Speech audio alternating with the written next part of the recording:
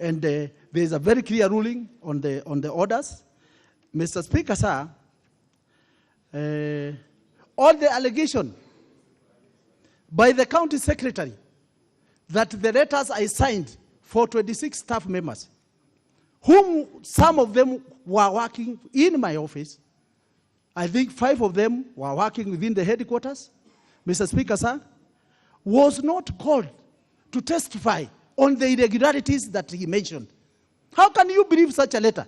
He could have come here and taken a Bible to testify that it is true that there were irregularities, and he mentions what type of irregularities they were, Mr. Speaker. Mr. Speaker, that was not done. Mr. Speaker, sir, the Kiambu Public Service Board has 3 members presently. It doesn't have a quorum, but it has 3 members. None of the members was called to testify on the irregularities that I am assumed to have done in employing the cashiers.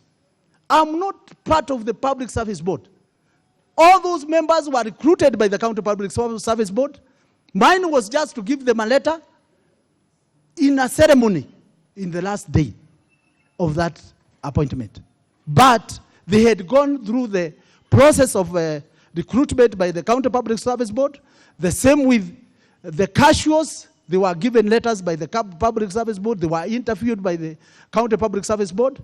Mr. Speaker, I urge this House that justice be done to all of the governors who will ever come in front of you. Mr. Speaker, sir,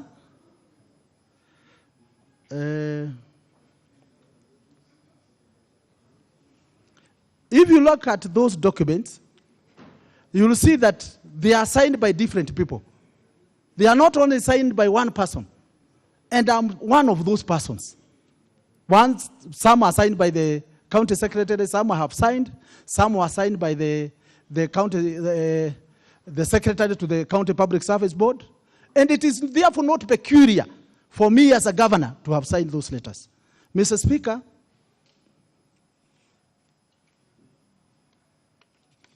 on the allegation of influencing tenders, Mr. Speaker,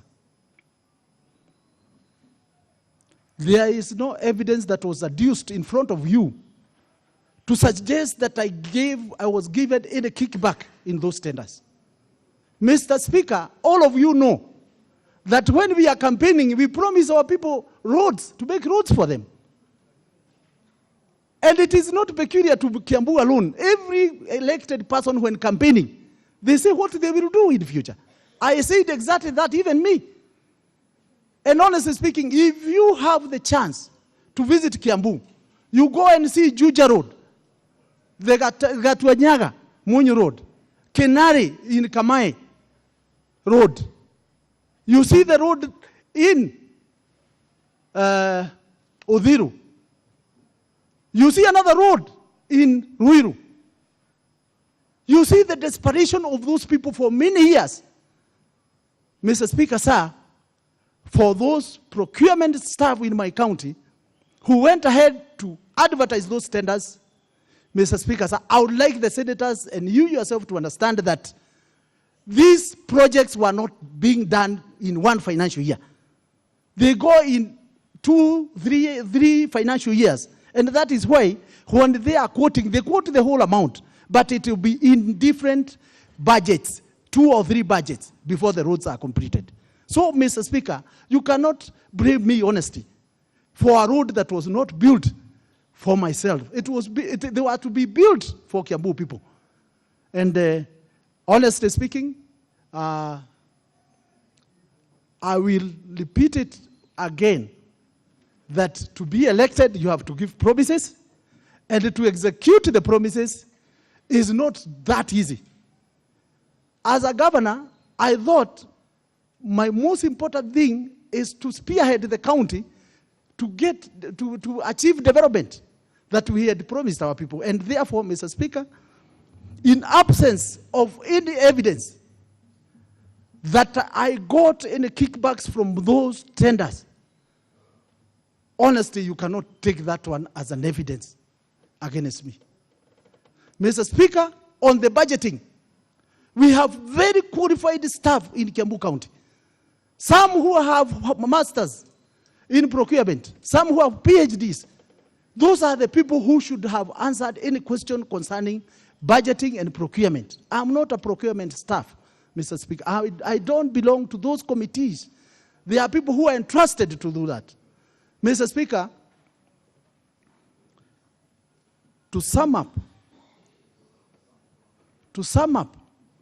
what I had to say, Mr. Speaker, the first witness who was here, and I think he's still here, I can challenge him, Mr. Speaker, sir, to produce any document to show that he has a master's degree, or he is a member of CPAK.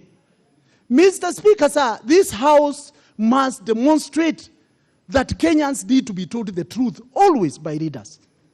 You should not entertain liars and propagandists to find their way in the assembly, in the Senate. People should know that Senate is a very, very respectable house with people of great integrity, and whatever somebody comes to tell the Senate here must be the truth and nothing else but the truth.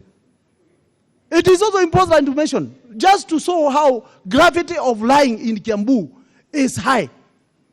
My deputy governor has been going everywhere saying that he's a doctor. He doesn't have a PhD.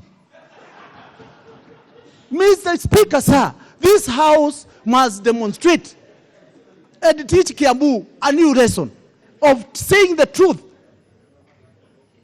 Deceit, propagandists, honestly, in this country must be discarded. Mr. Speaker, somebody talked about a case and this time that zero tolerance on corruption. I have not been convicted. I'm still innocent until proven guilty. Even our president said that in the church the other day, that all those people who have been accused are still innocent. And I believe you, as our senior people here, senior lawyers, whom we have been reading even in school, whom we admire so much, please make sure that you do justice. Make sure that you follow the law and the Constitution, so that your legacy and those people who admire you out there, who go to the school of law to learn to be like you, can learn day and night to be like you, because you are admired out there by people who would like to see you themselves one day looking like yourselves. Mr. Speaker, I hope that this House will consider that I had the evidence. I have the evidence. It is around in the compound of the Senate for the last 3 days.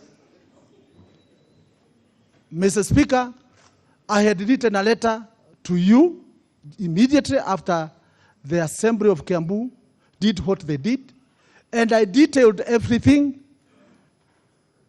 And the letter that the lawyer for the Assembly talked about, everybody must know that that letter had been written on time, and I expect that justice will be done to me like it has been done before to the other governors. Thank you so much, and God bless you. For those who will be governors,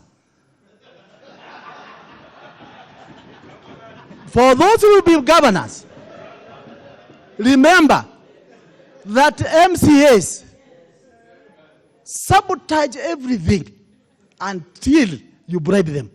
It is a serious problem handling MCAs. Therefore, honestly speaking, the first witness here is the one who had taken our budget to court. Kiambu stalled for 6 months because our budget had been suspended. Just because he tells people how he's run it, which he doesn't have any document to show. Mr. Speaker, please, issues of MCAs, future governors, I'm now telling the future governors, please know that handling MCAs is a huge task. And I urge you, please consider myself as somebody who is handling that matter, and also somebody who is in Kiambu, where there are propagandists and liars, where there are people who believe in succeeding by whatever means without using the right of means. This case of mine, honestly, is supposed to be thrown away by the Senate, and I urge you to do what you would like to be done to you under my circumstances, under the circumstances that I'm in. Thank you so much. Thank you. Thank you, Mr. Speaker. Okay, other members.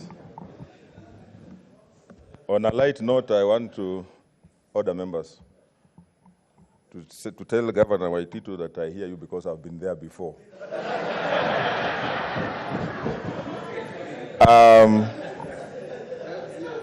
Honorable Senators, now, Governor Waititu did raise an important concern about Senator Mwaura. I'll also be making a communication in the course before we close the sessions, because it's very unfortunate if that happened.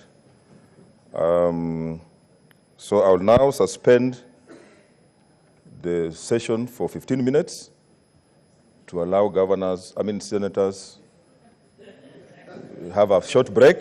Then after that, we shall come back for a closed session discussions. And after that, we'll reconvene after the camera session for voting. So I want to thank all the parties that have been here. I want to thank the senators for your patience.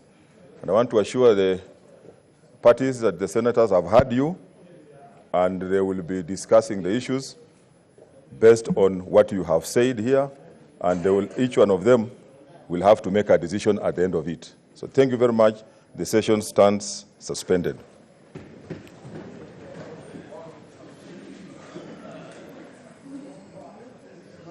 Eh?